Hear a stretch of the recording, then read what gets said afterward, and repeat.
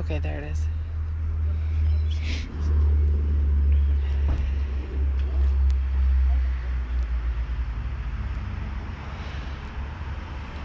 All right, Jerry, go ahead. What's that? Yep. All right. Good afternoon. Welcome to, I believe this is version 4 for the Beaver Dam Raceway Inspection Tour. Today we're going to focus on Grand Nationals. This will be the first year that all the tracks sanctioning Grand Nationals have a unified and common rule book. Just a quick moment explaining how that came about. We were able to get all 4 of the sanctioning tracks, Plymouth, 141, Gravity Park, and ourselves, to sit down at the table, arrive at a common template of rules. The guys that were really involved in that, of course, Greg Herman, Ron Cole, but also Dave Mosley Glomsky from Plymouth, Scott Ratajczak from 141, and Bob Snyder from Gravity Park. What that means for you guys, the racers, with your Grand National race cars, you can go at any one of those 4 tracks and run under a common template of rules. If you're legal at home, you should be just fine, and you should have no fear of any reprisals. Nothing should bite you as far as an odd rule. I know there has been some concern that a lot of rules changed. Actually, just the opposite. Very few rules changed. The tracks were predominantly very close. We did put in a couple of changes, though.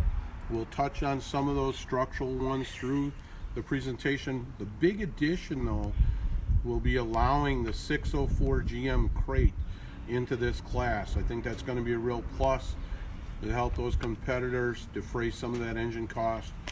It gives them another option of where to go on that. Joining me today, as usual, Dave Casper, Jim Tremblay, both longtime inspectors, both at Beaver Dam and throughout the southeastern Wisconsin racing world. That being said, I think we're just going to jump right in. Dave's going to give us the first segment, inside the cockpit. All right. Just a small note, because we're outside and with the traffic noise, try to talk a little louder, so I don't know. Okay.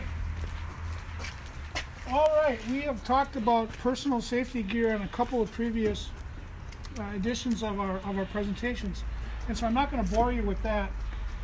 More specifically, we're just going to look at things that are individual to Grand Nationals, and in general are good equipment notes to make no matter what kind of race car you have. Starting right here, we have a window net. A window net that is properly installed and in good condition, and that's what we want to see. We want to see heavy crossbars. We want to see well-mounted release tabs, so that when this thing really is asked to do its job, it's strong enough to do it. It's got good penetration into a well-mounted tab up here, and it clicks in place and keeps the window nice and tight. And that's what we want when your arms and elbows are hitting it, or your helmet has the possibility of hitting it.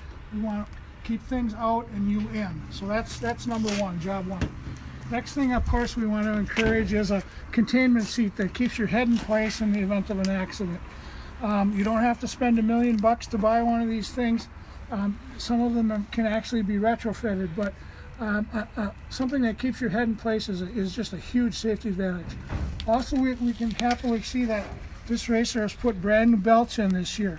Again, these are wide 3-inch, 2-inch are acceptable. These use the new date coat system that's available on all of the new belts now. They have a date stamp on them.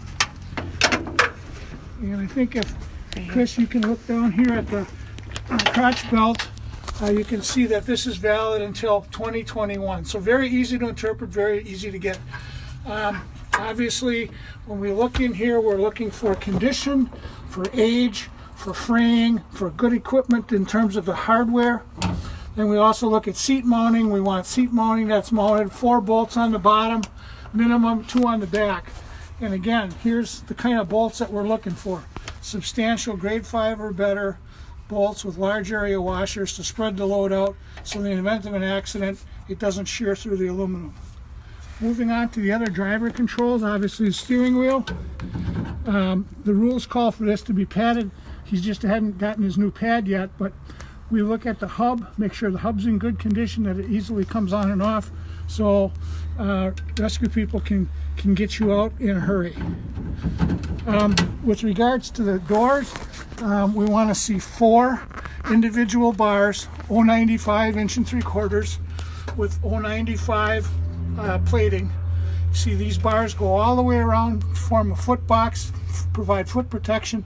Great idea. We want to make sure that everything that's down in the foot area and that's immediately around the driver is devoid of sharp edges, because when you get into a rollover situation or get compromised sideways, your feet leave the pedals and you don't really have control over that part of your body. So we want to make sure that those are as strong as possible. 20 inch wide minimum floor, 16th of an inch thick or thicker is required. So we're looking pretty good in here. One quick thing to mention, Dave, with this class as well, if you turn and you shoot upwards, Chris, Oh yeah. the crossbar splitting the halo. I know we talked I'm not about that gonna with know the if I can see streeters as this. well. Yeah, we want to make sure that provides egress for the driver should we have to extricate him from the top. We want to also make sure that we've got a good quality padding within 12 inches of the driver's head. And when he's sitting in the car, we want to make sure the top of his helmet is more than 2 inches below the top of that roll bar. Not just the padding, but the roll bar itself, or in this case, the roof. So that in the event of a rollover and belt stretch, that he doesn't get up into that roll bar. If you see Dave or Jim or any of our guys coming out with a little, it's a red box with a cord coming out of it, and it looks like a tube of Vaseline, they're not doing anything unusual. It's actually the sonic tester, where they ultrasonically check the thickness of various components of the car. You can quit giggling. Sorry. But it's something that we regularly do, not only for cars that race with us at VDR, but also we do it for a couple other sanctioning groups. The sonic tester is a great non-destructive way of checking to make sure everything's within compliance. Anything else we need to touch on inside, Dave, before we move on to I body? think we can move on. All right, Jim Tremblay. All right, for the body, we're gonna make sure all the pieces kind of fit together without any sharp edges all the way around the car. You can come to the back. First thing you can see is he's got his tow hook or chain back here. Spoiler, he's got the side plates on the spoiler, so we can be 60.5 across. If you're gonna not run the side plates, you can go the width of the rear fenders. Okay, and then quarter panels and sail panels on both sides must be the same, and the quarter panels cannot be mounted lower than the rear bumper or the rear part of the car. As we Moving forward, you look at the roof. This car has a nice an OEM type roof, rounded, not just a flat slab roof. So then the rub rails, he's got nice 1 inch by 1 inch rub rails. Again, no sharp edges, cut at a 45-degree angle and capped real nice. The hood must all be sealed off in the back. Air cleaner must be underneath the hood. As you can see, he's got it all sealed off. Looks real nice. Coming up, he's got the brand new nose on this car, mounted real nice, and he also has down here. He's got his tow hook underneath here on the front.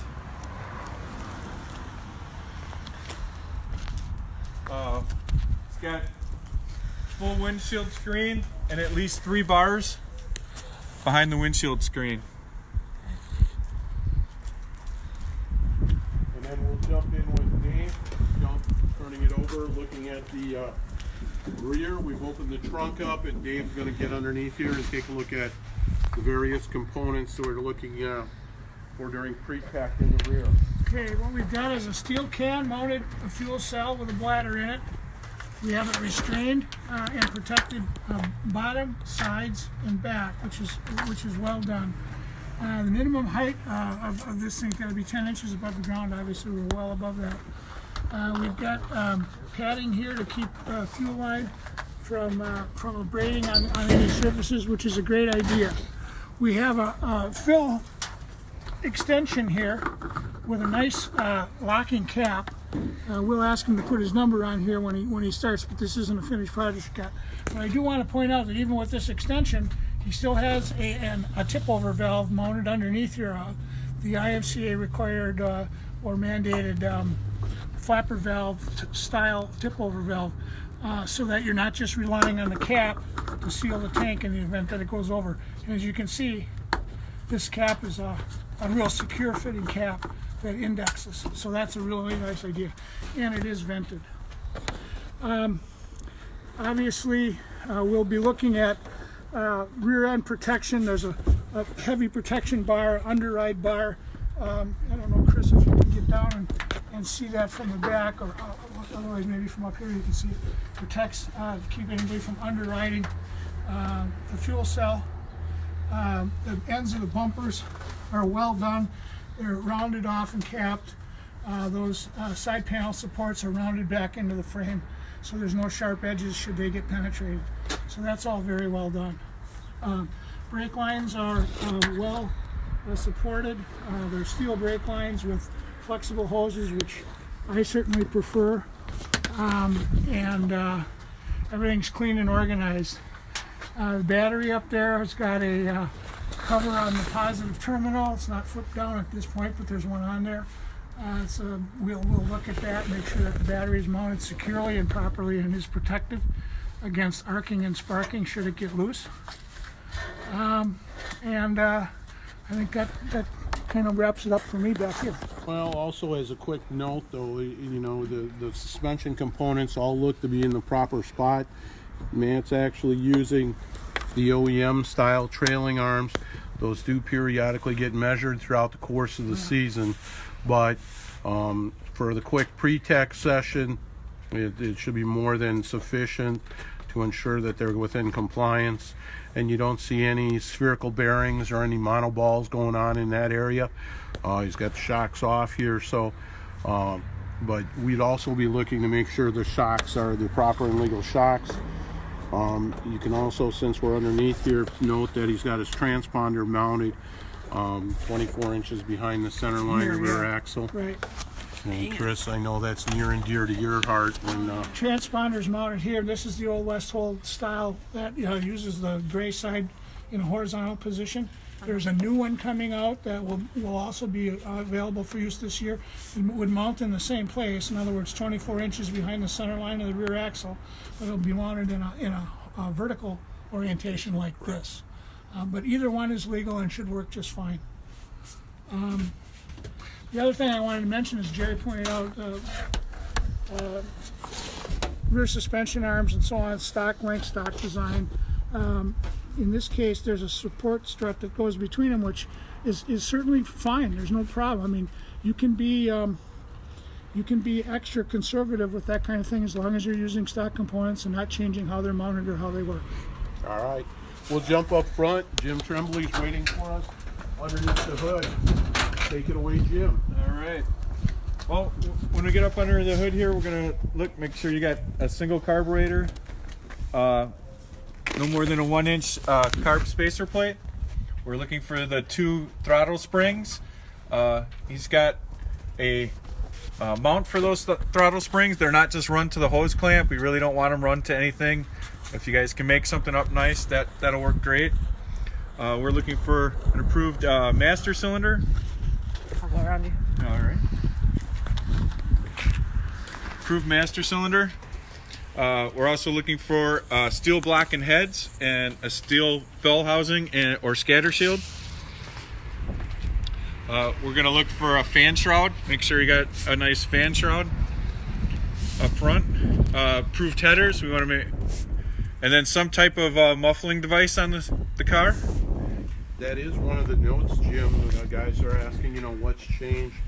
It wasn't necessarily a change. We just never had a a specific rule stated on it, and it was added in, no tri-Y headers for the Grand National class. And then, bottom line, it was a cost and performance thing that we felt that we just didn't need in this class. Just as we felt the same way about merge collectors and so on over the last couple of years. So just trying to legislate out moving the spendometer too quick. So then we're also going to look for an approved overflow into a bottle, as Matt has his, or into the frame rail down there. And then we're going to look for stock lower control arms. The other thing I like to look at here is the castle nuts down that are here.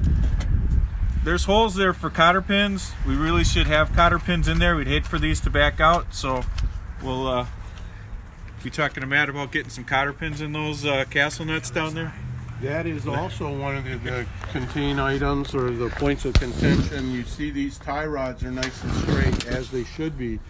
And I know we've been seeing a few of the drop tie rods to emulate what's being done in the A-Mod and Sport Mod classes. Drop tie rods are not permitted in this class. It would be a straight tie rod only. So Matt just pointing out, he said there's one on that side. He just yep, the cotter pin. Yeah. Yeah. Yep. Try to be funny. So, and then also while we're under here, we're looking for, I don't know if Chris can get a shot of it, but make sure your drive shafts are painted white in there. And a drive shaft loop as well.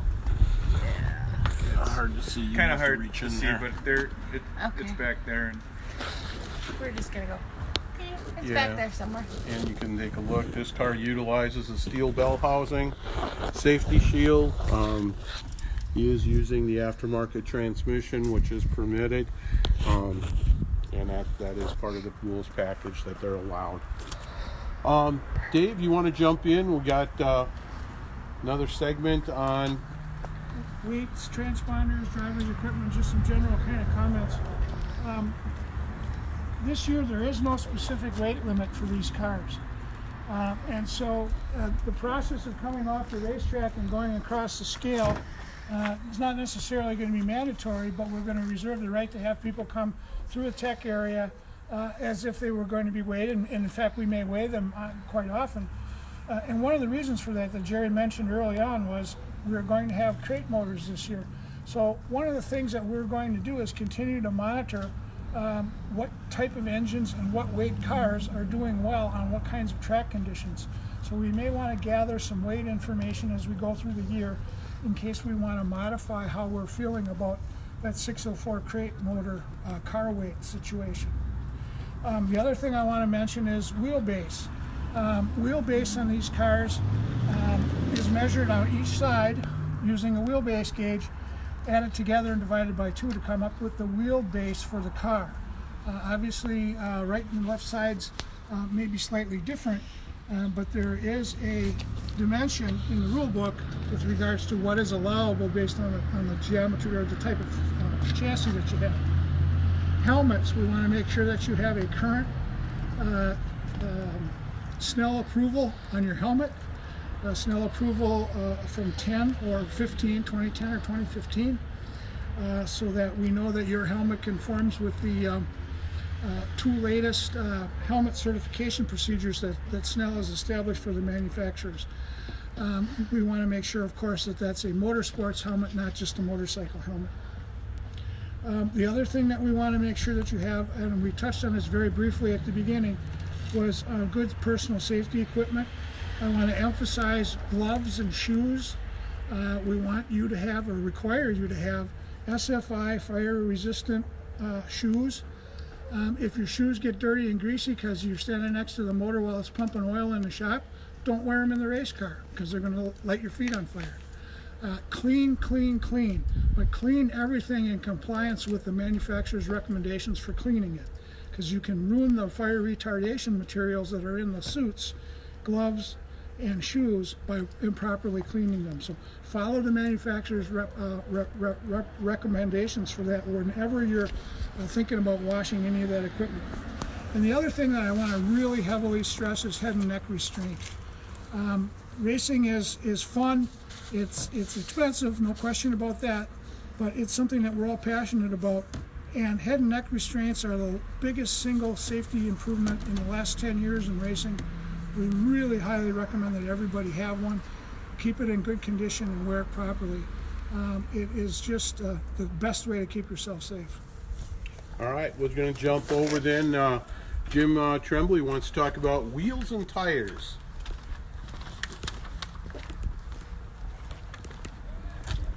All right. On the Grand Nationals, we must have the approved racing wheels all the way around. For tires, we can run the RC4 tires or the G60 tires. RC4 tires, there is no grooving or siping allowed in these tires. Okay. If you're going to run the IMCA plated tire, you can do straight siping only on those. One of the things that, depending on which track you were at, may have changed for you is we're only allowing wheel covers on the right side, or bead locks rather, on the right side this year. And if you do run wheel covers, they must be bolted on. No Zeus fittings on those. And also, we will, from time to time, durometer the tires. And we also may be taking tire samples as well, and actually in a process and sending them off to the lab and having the tires tested if we feel that needs to be done.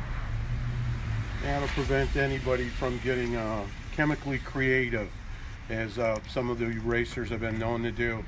For what it's worth, the Blue Ridge Labs will be the lab doing the testing for those. So if anybody has concerns or about that process, they can contact us. Somebody's racing early, Chris. You better get your pink flag. The inspection forms that we utilize at Beaver Dam are on the website. You can download one and go through the very same steps that we've been going through here today. Also, all the forms necessary for registering yourself as driver, getting those things in order. You can do yourself a huge favor, print those out, fill them out ahead of time. Just makes that process so much easier when you go to tech. You get your transponder registered. If you're on your own, it just makes it so much easier. Last note, everybody's all up in arms about coronavirus. The bottom line is, we don't know. You know, what's that going to mean for our season? Where are we starting? We are scheduled for an April 4th practice. Just drove by the track on the way here. Obviously very wet. You know, weather-wise, though, it's been positive. Looks like things would be coming around. But definitely watch the website, watch Facebook. Chris does a great job of keeping everybody tuned up as far as keeping them updated as far as what's going on. And we look forward to seeing everybody out at the track. And make sure you check the site or the new website, www.wispmotorsports.net. And you can get all those forms, and we'll look to see you there. Any questions? You can direct them through Chris, or I believe my contact information is out there as well. Yep. And we'll be glad to get those things answered for you. Thanks for tuning in, and we'll look forward to seeing you at the track. Hold on. Yes, because I just thought of something, and so this comes up for me being down in the pits when I'm not going to turn the camera around. For street stocks and Grand Nationals, there's sealed, something that's sealed. I don't know all the details. What is it? For Beaver Dam, I know. For the roller cam motors are required to be sealed in the Grand National class. Any car that utilizes the roller cam and the World Product Sportsman 2 heads has to be sealed, not only for Beaver Dam, but for all the unified tracks. Those can be sealed by any one of the track's inspectors. I have seals. I have talked to the leads at the other 3 tracks. I'm not going to sugarcoat it. Nobody's been real excited about sealing them yet, but they do have that opportunity and capability. If you choose to have your regular motor sealed, and that's an inspection process that some of you are familiar with.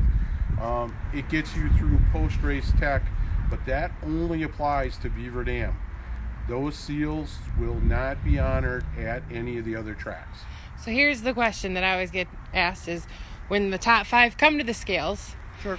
and I'm assuming it's But Dave, remember, whoever. in this class, we're not weighing them anymore. We're just Okay. looking at them. Okay, they just look at him and somebody pops their head in and says sealed or not, or I don't know what the question is. You're asking if it's, and Sure. if they say yes, you flag them Well- without actually looking at it. No, not quite. Okay, The process. that's how they're saying. So, If you ask, yep. this particular motor is sealed. You can see the red snap seals. Yep. You can actually see it says sealed. Okay. And if you look down here, you can see there's a serial number, unique serial number that's applied onto those. Those are logged in during the seal inspection process. Those numbers they will periodically check Okay. and verify that that seal has not been tampered with, altered, removed. Somebody's gotten creative and tried to reapply the number. But for the most part, most of the racers have been really good about, once they have their motor sealed, not messing with them. And that gets them to the point of, we won't look at anything internal on the engine. External inspections are still apply. They may be asked, like in the case of a Grand National, when we did the seal process, we verified that the cam lift was correct. Were the competitor being creative and change the rocker arm geometry, that would alter the cam lift profile. So they will still periodically make that competitor pull the covers and verify that they haven't changed the ratio on the rocker arms. Okay. In the street stock division, a carburetor inspection seals have no effect on that. And I think that pretty much kind of answers your question in that regard. Yeah, and it was more, are you really taking the driver's word for it? Because Let me comment on that. okay. So that's a good question. If I stick my head in the car in a heated competition at the end of the season, and I ask somebody if they have a sealed motor and they say yes, that may change what I am going to look at on all the cars that go over by the tech area. But when I open up the hood to look at something, I don't take his word for it. I'll look at the seals. We also have all the seals cars listed in an inventory, so it's just a matter of checking that. But it would alter if I had 5 cars that came across the scale and say I was going to look at something internal in the motor. I wouldn't have to look at any of those things if they're all sealed motors. I would then change the object of my inspection and maybe look at something else under the hood.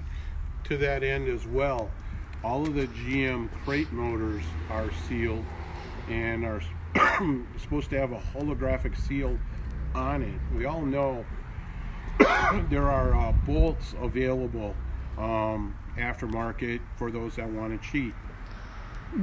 There's a program that we have where we can snap a picture, upload that seal picture to GM, and GM within a minute will get us an answer back if it's indeed one of their logged seals, because that hologram is unique characteristically, and it'll match up. If it comes back as a legit seal, well, it'll come up registered to a particular VIN number on a block, and we would verify that to ensure that that hasn't been tampered with. So And it's not, there are some different ways that we are looking at seals. it's not just that bolt has been sold by GM, but it's been registered as having been installed on an engine by a certified builder. So you can't go out and buy a holographic seal that's been registered in the GM database and think that you're going to put it on a car that's illegal. It just doesn't happen. So I want to clarify that as well. Because I know I've had some drivers say, well, they asked me the question, I say yes, they say I can go back to the trailer, and they said they would rather just go and make sure especially on a feature if it's a big race. And I said, so go to tech, go ahead. That's your prerogative. You're not going to get in trouble for going. No, as a typical rule at BDR, top 5 cars go to tech all the time, and if they don't need you, they will wave you away. Okay, I think I have one person that says the one thing we did change last year is why are we sending the feature winners to tech right away? Why not let them go get their picture taken and take their victory lap? Too many broken trophies. Because they're hurrying across. No. Oh, No. okay. Because competitors will go get their victory lane picture taken, get all their accolades and glory, and then come back and be disqualified post-race. And then they get, bottom line, they get pissed off, they smash a trophy, throw it out the window, because they're required to give the trophy back. Or we face the argument of going and getting the trophy from them. So this way it ensures that they've cleared tech and we don't have those kinds of issues. If you look, a lot of the late model series have gone to that, the dirt late models. You have to go clear the scales before you go to victory lane. So that's why we give them their lap with the checkered flag, and then they go to tech. Then they come back out. They go to tech, but before they go to victory lane and get their picture taken and pick up their trophy, they make sure that they pass everything. Okay. That's the only question that popped up on there. So. All right, you keep asking them. We'll keep bringing them up. Thank you, Matt. Oh yes. Oh, we forgot. We got to give a shout out, a plug, Matt Street. So Matt, if I can see you back there. Matt, so kind to let us come out and monopolize his car and pick on him, and we look forward to seeing Matt. He took a year or two off, 2 years off, yeah. Just Matt, when I learned his name, then he left. Many-time competitor out at BDR. He did some time, both this and a legend, and I believe even a mod for a while. So one of those solid local guys, and we love having him out at the Speedway. We look forward to seeing everybody next week. Are we doing? Next week we're going to try and get our mod and sport mod shoot done, so we'll get you an update. I'm sure Chris will get something put out there on Facebook, and stay tuned. We look forward to seeing you next week here on Facebook Live.